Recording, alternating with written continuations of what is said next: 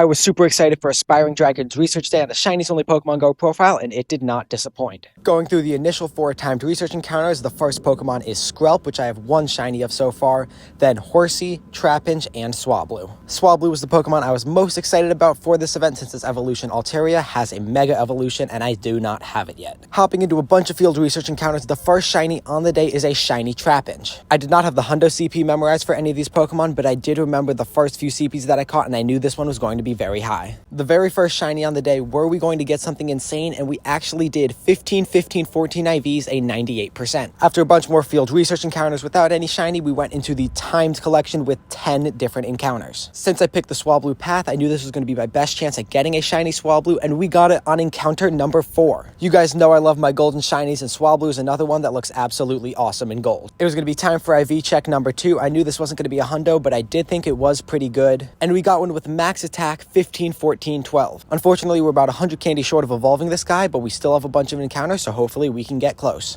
We now had as good of a shiny Trapinch as we were going to get, and a shiny Swablu, which was number 1 on the bucket list, meaning the last one we need for the profile is Horsey. I also would not mind another shiny Skrelp, since the one I got during Wilds area had pretty bad IVs, but on the second to last encounter, we got ourselves our second shiny Swablu. The combat power on this guy is lower, and the other one had maxed attack, so it was probably going to be Mega Evolved anyways, but this one is nice, so we can keep it as a Swablu and not evolve it. This guy is still a 3-star with 13, 13, 12 IVs, and the final encounter was not shiny. We then got our second timed research encounter, I believe from the paid ticket, and this time I chose Horsey, obviously because it's the last one I don't have as a shiny. I didn't get any shinies from the field research task, but now back to the timed research with another 10 Horsey encounters. Then on just encounter number 3 from the timed research, we got ourselves our shiny Horsey, meaning we have all 4 of the Pokemon from this event. By this point in the event, I had exhausted just about all of the field researches from the Pokestops near me, but I still had these encounters, so this Horsey, again a 3-star, is awesome. 13, 10, 15 is now the number to beat for the rest of these Horsey if I can get another shiny. While we're collecting the rest of these encounters, make sure you guys leave a comment with how your research day went, how many shinies you got, how many hundos you got, and which Pokemon was your favorite out of these 4. We have 2 more Horsey encounters left here. The second to last one is not shiny, and the last does not shine either. Here are the 4 today, and I think it is definitely time to do some evolving. Obviously the Trapinch, 2 Swablu, and the Horsey, all of which ended up being 3 stars. Both of Horsey's evolutions are going to be new registers to the Pokédex, first Seadra and then Kingdra. Kingdra is a water and dragon dual type. This is going to be an interesting combination to try to work into the Great League.